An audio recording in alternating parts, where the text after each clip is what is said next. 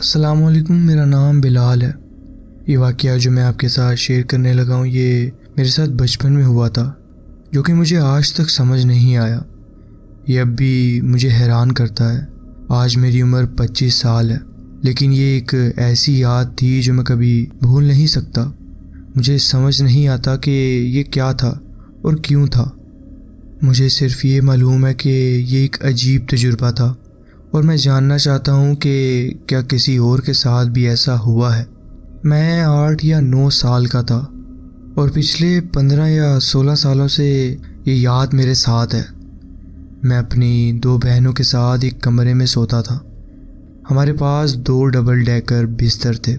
मैं अपनी छोटी बहन के साथ बिस्तर शेयर करता था, जो कि नीचे वाले बिस्तर पर सोती थी। दूसरी बहन का अपना डबल डेकर था, इसके नीचे एक सोफ़ा था। मेरा बिस्तर दरवाजे के सामने था, एक तरफ दीवार और दूसरी तरफ एक छोटी सी अलमारी जिसमें जगह सिर्फ एक क्वार्टर तक की थी। दूसरी बहन का बिस्तर सीधा कमरे के दूसरे कोने में था। हमारे कपबोर्ड्स दरमियान में थे, लेकिन फिर भी मुझे अपनी बहन का बिस्तर नज़र आता था, खासकर वो जगह जहाँ से वो चढ़ती थी। इस कमरे के साथ मुझे हमेशा एक अजीब सा एहसास रहता था। मुझे हमेशा अजीब सपने आते थे बिना किसी वजह के। घर में हमें कभी डरावनी चीज़ें देखने की इजाज़त नहीं थी, लेकिन इसके बावजूद मुझे हमेशा अजीब सपने आते थे। मैं इस कमरे में बहुत मर्तबा बीमार भी रहा। एक बार मेरी तबीयत इतनी ख़राब हो गई कि मेरा सांस रुक गया था। बहुत अजीब चीज़ें होती रही हैं। ऐसा लगता था जैसे हमें कोई बुरे तरीके से कंट्रोल कर रहा हो। हर बुरी चीज़ इस कमरे में होती थी। जब हम इससे बाहर होते थे सब कुछ ठीक रहता, लेकिन जैसे ही अंदर आते सब कुछ बिगड़ जाता था। एक रात जो मैं कभी नहीं भूल सकता। मुझे कहा गया था कि ये सिर्फ एक सपना था, लेकिन मुझे यकीन है कि मैं होश में था, क्योंकि मैंने अपना पाँव टकराने से दर्द महसूस किया था। मैं एकदम उठकर जागा और देखा कि 2 चमकदार रंग की आंखें मुझे घूर रही हैं। ये गोल नहीं थी और बहुत ही अजीब नक्शे से बनी हुई थी। ये आंखें मेरे बिस्तर से भी ज़्यादा ऊंची थी और एक अजीब लंबी और पतली शख्सियत की तरह लग रही थी। उसका सर टकला था और उसका जिस्म अंधेरे का हिस्सा लग रहा था, एक परछाई की तरह जिसे आसानी से नहीं देखा जा सकता। मुझे ऐसा डर महसूस हुआ जो कभी पहले नहीं हुआ था। मैं हिल नहीं सकता था, चीख भी नहीं मार सकता था, सिर्फ उसे घूर सकता था। वो साया हिल भी नहीं रहा था, सांस भी नहीं ले रहा था, सिर्फ वहीं जमा हुआ था। मैंने अपनी चादर खुद पर डाल ली, लेकिन मेरा दिल ज़ोर ज़ोर से धड़क रहा था। फिर मैंने धीरे से चादर हटा कर देखा तो वो चीज़ मेरी बहन के बिस्तर के ऊपर झुकी हुई थी, जैसे उसे देख रही हो। इस मर्तबा मैंने फ़ौरन अपनी चादर फिर से सिर पर डाल ली। जब कुछ देर बाद दोबारा देखा तो कमरे में चांद की रोशनी बढ़ गई थी, लेकिन वो चीज़ गायब हो चुकी थी। अब सुबह जब मेरी माँ कमरे में आई तो वह हैरान रह गई। कमरे की खिड़की पूरी तरह से खुली हुई थी, जबकि रात को ये बंद थी। बाहर ठंड थी और बारिश भी हो रही थी, इसलिए हमेशा खिड़की बंद रहती थी। मुझे आज तक समझ नहीं आया कि वो क्या था। मैंने सोचा शायद कोई बिल्ली अंदर आई हो या कोई रोशनी किसी शीशे से रिफ्लेक्ट हुई हो, लेकिन कुछ भी समझ नहीं आता। कोई भी वजह नहीं बनी। ये सोच अब तक मुझे हैरान करती है। मैं हमेशा महसूस करता हूँ कि कोई मुझे देख रहा है, जैसे कोई या कुछ मेरे साथ हमेशा है। मैंने बहुत तलाश किया है, लेकिन मुझे कोई वजाहत नहीं मिली। एक मर्तबा किसी ने कहा कि ये कोई भूत हो सकता है या कोई छोटी शैतानी मखलूक, जिन या चुड़ैल, लेकिन मुझे ये सब बातें तसल्ली नहीं देती। जैसे जैसे मैं बड़ा होता गया हूँ ये याद अब मेरे साथ है।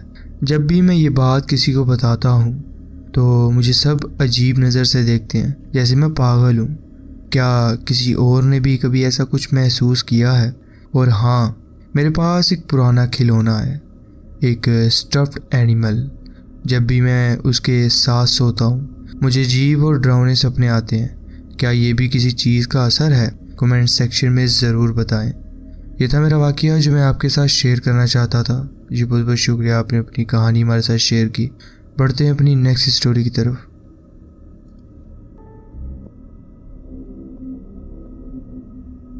अस्सलाम वालेकुम। जब मेरी उम्र 22 साल हुई तो मेरे वालिदैन ने अपना पुराना घर बेचकर शहर से बाहर गांव में एक ज़मीन ख़रीदी। उस ज़मीन पर एक बड़ा गोदाम था जो घर से ज़्यादा दूर नहीं था। मैंने फ़ैसला किया कि मैं उस गोदाम को अपनी जगह बना लूं। कभी कभी मुझे उस गोदाम में अजीब सी घबराहट महसूस होती थी, लेकिन मेरा कुत्ता मेरे साथ होता था, इसलिए ज़्यादा मसला नहीं था।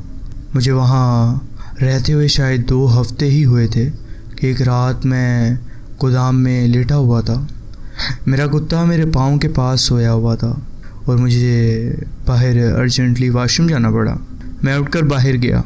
रात बहुत खूबसूरत थी, आसमान साफ़ था और तारे चमक रहे थे। इतने में अचानक गोदाम का दरवाज़ा मेरे पीछे से ज़ोर से बंद हो गया। मैंने फ़ौरन मुड़कर वहाँ जाकर दरवाज़ा खोलने की कोशिश की, लेकिन दरवाज़ा हिल भी नहीं रहा था।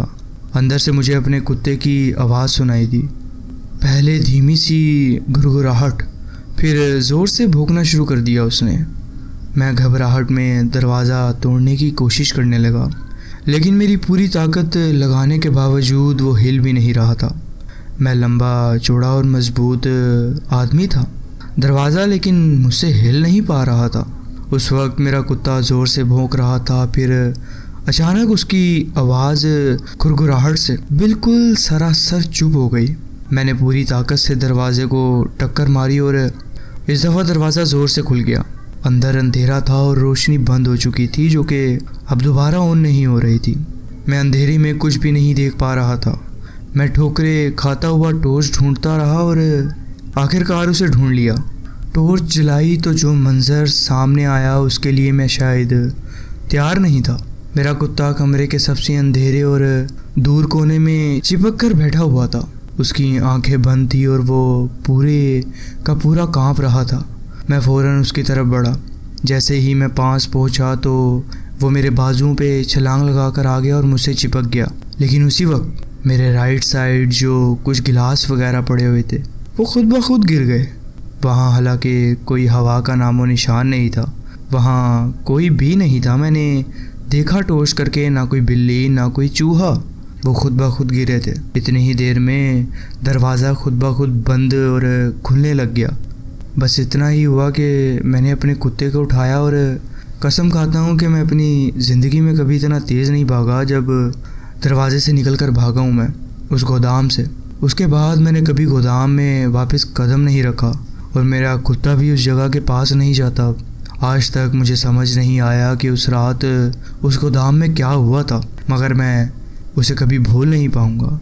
इस जगह की एग्जैक्ट लोकेशन तो मैं आपको नहीं बता सकता, लेकिन ये पाकिस्तान के शहर सियालकोट के गांव के इलाके में हुआ था मेरे साथ। फ़िलहाल ये था मेरा एक वाक़या जो मैं आपके साथ शेयर करना चाहता था। जी बहुत बहुत शुक्रिया, आपने अपनी कहानी हमारे साथ शेयर की। बढ़ते हैं अपनी नेक्स्ट स्टोरी की तरफ।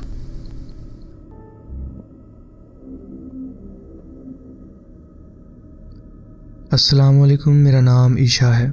मुझे वाकई समझ नहीं आ रही थी कि ये सब कुछ क्या हो रहा है, जब तक मेरा बच्चा मेरी सास के घर नाइट स्टे के लिए नहीं गया था। मेरी सास थोड़ा काला जादू इल्म वगैरह पर दिलचस्पी रखती थी, बुरे काम भी शायद करती ही हो, मगर मुझे उस वक्त इसका पूरा इल्म नहीं था। ये सब बातें मुझे मेरे शोहर ने बताई हैं, क्योंकि उस घर में सब लोग पंजाबी बोलते हैं और मुझे ठीक से समझ नहीं आती कि वो क्या बोल रहे हैं। ज़्यादातर उन्होंने मेरे शोहर से हमारे बच्चे के बारे में पूछा कि क्या वो रात को ज़्यादा बेचैन रहता है। हमने पहले सोचा कि ये एक शायद नॉर्मल बात है, छोटे बच्चे अक्सर ऐसे ही होते हैं, मगर फिर हमें अजीब लगने लगा। मेरे बच्चे की आंखों के नीचे गहरी काले हलके थे, लेकिन ये सिर्फ 11 महीने का है। ये हलके तब से हैं जब ये सिर्फ 4 महीने का था। फिर मेरी सास के दोस्तों ने कहा कि किसी बुरी चीज़ का साया मेरे बच्चे पर है जो उसकी ताकत चूस रहा है। उन्होंने बच्चे पर एक दुआ पढ़ी और कहा कि अब इसे कुछ नहीं होगा। लेकिन ये सब अक्टूबर के बीच में हुआ। मुझे ये सब बातें पहले भी थोड़ी बहुत पता थी, क्योंकि मैंने छोटी मोटी ऐसी चीज़ें महसूस की हैं, मगर सबसे ज़्यादा डर मुझे उस वक्त लगा जब मेरी सास ने कहा कि मेरे बच्चे के साथ कोई और चीज़ भी जुड़ी हुई है। ये बात सुन के सब कुछ एकदम से बेजाना हो गया। मुझे याद है कि हम अक्टूबर 2023 में मेरे शोहर के वालिद के घर शिफ्ट हुए थे। तब मैं 8 महीने की हामिल थी। मेरे शोहर और ससुर दोनों दिन भर काम पे रहते थे और मैं अकेली घर में रहती थी। मैं उस वक्त जॉब नहीं करती थी, तो मैं अक्सर अपने कमरे में रहती थी, सिर्फ सफाई और बच्चे के लिए तैयारी करती थी। जैसे ही अंधेरा होने लगता था, मुझे अपने कमरे के दरवाजे के करीब कोई इंसान खड़ा नज़र आता था, मगर जैसे ही मैं उस तरफ देखती वो गायब हो जाता। ये महसूस होता कि जैसे कोई मुझे घूर रहा है। मैं एग्जैक्ट लोकेशन तो नहीं बताऊंगी, लेकिन ये घर मरी के करीब पहाड़ी इलाके में था, इसलिए हमेशा एक अजीब सा एहसास होता रहा था। रात को जब हम सोते तो कभी कभी मुझे लगता कि टीवी चल रहा है, कोई पुरानी ड्रामा सीरीज ऑन है, मगर जब मैं उठ के देखती तो सब कुछ बंद होता था। फिर भी मुझे अक्सर नर्सरी से किचन तक कोई सिल्वर सी चाल चलते नज़र आती थी। दरवाजे अपने आप खुल जाता और बंद हो जाता था, जबकि घर के पंखे बंद होते थे। मेरा बच्चा नर्सरी में सिर्फ चंद मर्तबा सोया होगा, मगर एक रात जब हम सब सो रहे थे, एक ज़ोर की आवाज़ आई। जब मैंने देखा तो बच्चे का कैमरा ज़मीन पे गिर चुका था। ये कैमरा एक डायपर के डब्बे पे रखा था और मेरा बच्चा अभी तक पलटना भी नहीं सीखा था, मगर फिर भी वो किसी तरह मुंह के बल पड़ा था और ज़ोर ज़ोर से चीख रहा था। मैंने फ़ौरन भागकर उसे उठाया। उसकी आंखें लाल हो चुकी थी। हमने हर चीज़ देखी कि क्या वो बीमार है, भूखा है, ठंड लग रही है, कोई मसला है क्या, मगर कोई वजह नहीं मिली। उस रात जब भी मैं उसे सुलाने लगती, वो ज़ोर ज़ोर से चीखने लगता। इस वक्त तक मैं अंधेरे में चंद शैडोज़ को गुजरते देख चुकी थी, मगर मुझे लगा शायद ये सिर्फ मेरा वहम है। लेकिन एक बात अजीब थी, हमारे कमरे के सभी शीशे कार्डबोर्ड से ढके हुए थे ताकि रोशनी ना आए। फिर भी मुझे ये साया दिखाई देता था। अगले कुछ महीने और भी अजीब थे। हमने कमरा बदल दिया क्योंकि मेरे शोहर का भाई भी इसी घर में शिफ्ट हो गया था। एक रात जब वो और मैं बच्चे के लिए नहाने का पानी गर्म कर रहे थे, तो हमें सीढ़ियों से 3 ज़ोरदार नोक सुनाई दी, जैसे किसी ने ज़मीन पे मुक्के मारे हों। हमने फ़ौरन एक दूसरे की तरफ देखा। जब उसने दरवाज़ा खोला तो बाहर कोई नहीं था। फिर हमें एहसास हुआ कि ये आवाज़ दरवाजे के नीचे से आई थी। वो दरवाज़ा खोलने वाला था, मगर मैंने मना कर दिया और कहा कि लॉक कर दो इसे। हमारे कमरे का दरवाज़ा भी अक्सर खुद ब खुद हिलने लगता था, हालांकि पंखे दोनों बंद होते थे। और जो मेरे शोहर के भाई की बिल्ली थी, जो कि उसने पाली हुई थी, वो भी बाहर ही होती थी, मगर फिर भी ये होता रहा। मैंने वीडियो बनाने की कोशिश की, मगर अब तक कोई ख़ास चीज़ रिकॉर्ड नहीं हुई। सबसे ज़्यादा डर मुझे तब लगा जब एक दिन लाउंज में बैठी हुई थी मैं। लाउंज का सामना ससुर के कमरे की तरफ था। मैंने देखा कि बिल्ली वहाँ अंदर जा रही है और इसी दौरान मेरा बच्चा वॉकर में जाकर दरवाज़ा बंद कर देता है। मैंने दरवाज़ा नहीं खोला क्योंकि मुझे जल्दी थी। करीब 20 मिनट बाद जब मेरा शोहर का भाई अपने कमरे से बाहर आया तो बिल्ली उसके साथ चली आई। मैंने उससे कहा कि बिल्ली तो अंदर बंद थी ना, मगर उसने कहा कि बिल्ली पूरे वक्त उसके कमरे में थी। तब मुझे समझ आया जो चीज़ मैंने देखी थी वो शायद असल में कोई और ही चीज़ थी। एक और अजीब चीज़ थी कि मेरे ससुर के कमरे में जो अलमारी थी उसमें कई सुराख हो चुके थे, जैसे उसमें कोई चाकू मार रहा हो, जैसे कोई नीचे से छुरी मार रहा हो। ये अलमारी हमेशा बंद रहती थी। बिल्ली या बच्चा उस तक पहुंच भी नहीं सकता था। अब भी छोटी छोटी अजीब चीज़ें होती रहती हैं, मगर मेरा बच्चा अब भी रात को उठता है, मगर कुछ ज़्यादा ख़ास नहीं होता। और मेरे बच्चे के हल्के थोड़े कम हो गए हैं, मगर मुझे नहीं पता कि ये सब कुछ असल में क्या है। क्या सच में मेरे बच्चे के साथ कोई चीज़ जुड़ी हुई है? क्या हम सब इसका असर हैं? अगर किसी को कुछ समझ आए तो मुझे ज़रूर बताइएगा। ये था मेरा वाक़या जो मैं आपके साथ शेयर करना चाहती थी। जी बहुत बहुत शुक्रिया, आपने अपनी कहानी हमारे साथ शेयर की। बढ़ते हैं अपनी नेक्स्ट स्टोरी की तरफ।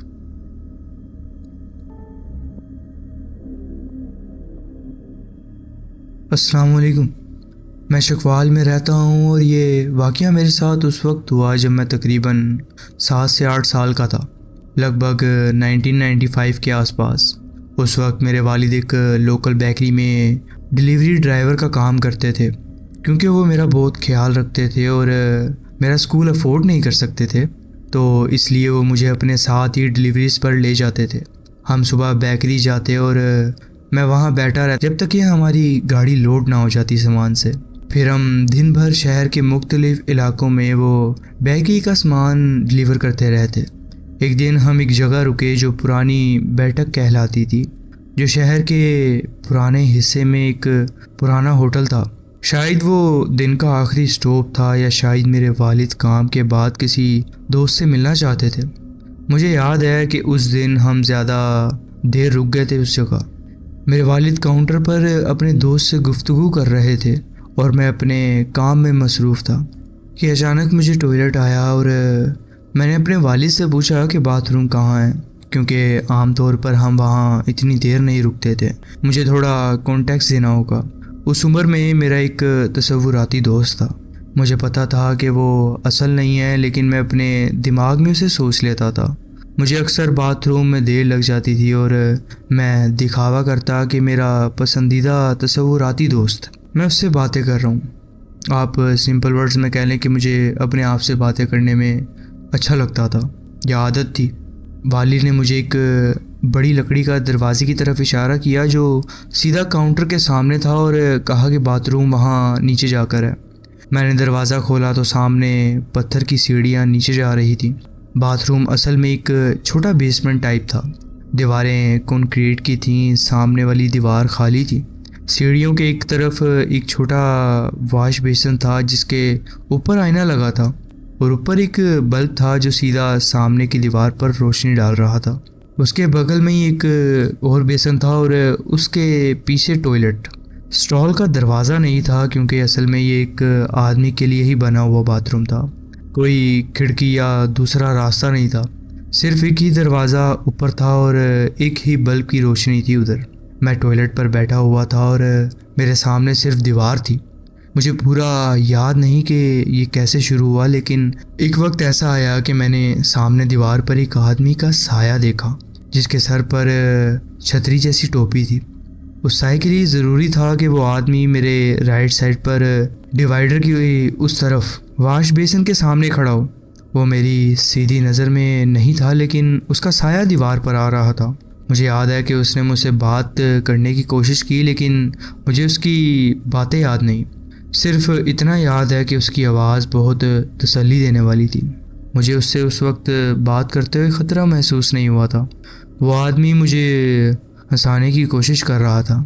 उसने मुझे पूछा कि क्या मुझे बिल्लियाँ पसंद है और फिर मैंने देखा कि एक बिल्ली का साया भी उसके साथ दीवार पर नज़र आने लगा। सबसे ज़्यादा यादगार हिस्सा ये था, उसने अपनी एक जेब से एक लट्टू निकाला और उससे खेलना शुरू किया। बिल्ली का साया उस लट्टू पर हाथ मार रहा था। मैं हंस रहा था और बिल्कुल आराम महसूस कर रहा था। मुझे नहीं लग रहा था कि ये एक अजीब चीज़ है जो मुझे बाद में हैरान भी कर सकती है। फिर एक वक्त उस आदमी ने मुझे कहा, तुम्हें अब जाना होगा। उसने ये नहीं कहा कि उसे जाना होगा, बल्कि स्पेशली मुझे कहा, तुम्हें अब जाना होगा। उसके बाद धीरे धीरे आदमी और बिल्ली दोनों के साए गायब हो गए। मैंने अपना काम ख़त्म किया, फ्लश किया और देखा कि बाथरूम में मैं अकेला ही था। हाथ धोए और ऊपर अपने पापा के पास चला गया। मेरे वालिद ने मुझे देखकर कहा, तुम्हें इस दफ़ा ज़्यादा देर नहीं लग गई? सब ठीक तो है? मैंने हाँ में जवाब दिया और उस आदमी और बिल्ली से बात करने का बताया। ये सुनकर मेरे वालिद का चेहरे पर अजीब सी खौफनाक शक्ल आई और पास बैठे कुछ लोग भी मेरी बात सुनने लगे। वालिद ने पूछा, कौन सा आदमी बेटा? मैंने कहा, वो जो नीचे था। मेरे वालिद ने फ़ौरन अपने दोस्त को कहा कि मेरी देखभाल करे और ख़ुद चंद लोगों के साथ नीचे बेसमेंट में गए। जब वो वापस आए तो उनके चेहरे भी परेशान थे। उन्होंने मुझसे कुछ सवालात किए, लेकिन मुझे अब याद नहीं था कि मैं क्या करूं।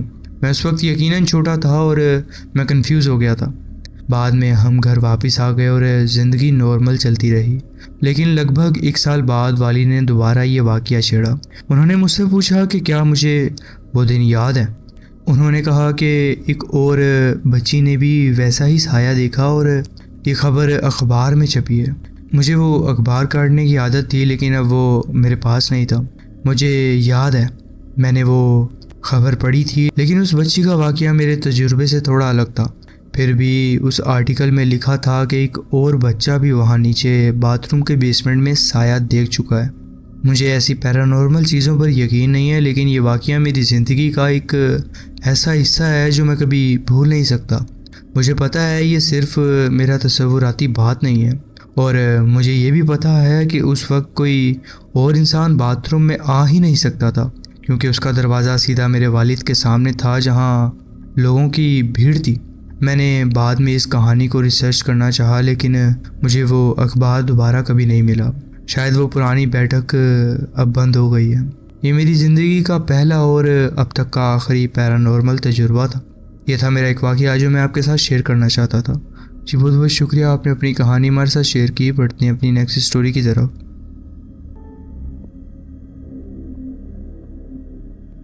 अस्सलाम वालेकुम। कुछ साल पहले मैं रावलपिंडी के एक बुज़ुर्गों के मरकज़ में काम करता था, जहाँ कुछ ओल्ड एजेस पेशेंट्स रहते थे। वहाँ एक औरत थी जो काफ़ी मासूम थी। वो बहुत प्यारी और नरम मिजाज थी, लेकिन हमेशा गुमराह रहती थी। उसके पास एक अजीब एहसास भी था। वो अंदाज़ा लगा लेती थी कि कोई इंसान अब हमेशा के लिए जाने वाला है। पता नहीं क्यों, लेकिन मुझे लगता है, लेकिन अपनी उलझन की वजह से वो इसे सही तौर पर समझा नहीं पाती थी। अचानक वो अपने सारा सामान थैलियों में डालकर लॉबी में आ जाती थी और कहती थी कि वो यहाँ से जा रही है। कहने लगती कि बस आने वाली है जो रास्ते से गुजरेगी अभी थोड़ी देर में, और उसे उस बस का इंतज़ार है। दिनों दिन वो ऐसा करती रहती। आप समझ सकते थे कि शायद ये कोई जहनी बीमारी की वजह से है, मगर ऐसा सिर्फ तब होता जब मरकज़ का कोई मर्द मरने वाला होता था। क्या आप इस बात पर यकीन करेंगे? शायद नहीं, लेकिन ये सब मेरे सामने हुआ है। जैसे ही वो इंसान गुजर जाता, वो दोबारा अपने कमरे में लौट जाती और गिला करती कि उससे बस छूट गई है। ये हर दफ़ा बिना गलती के होता रहा। एक दफ़ा तो एक स्टाफ का बंदा अचानक मर गया और उस औरत ने उस वक्त भी अपना सामान बांध कर लॉबी में ऐसा ही शोर मचाया था, जबकि उसे उस शख्स का इल्म भी नहीं था। वो ना उसे जानती थी और ना याद रख सकती थी। हम लोग उसकी हरकत देखकर समझ जाते थे कि कोई जाने वाला है। मैं वहाँ 7 साल रहा और उसने ये काम शायद कितनी ही दफ़ा किया और कभी गलत नहीं हुआ मेरे सामने। ये था मेरा एक छोटा सा वाक़या जो मैं आपके साथ शेयर करना चाहता था। जी बहुत बहुत शुक्रिया, आपने अपनी कहानी हमारे साथ शेयर की।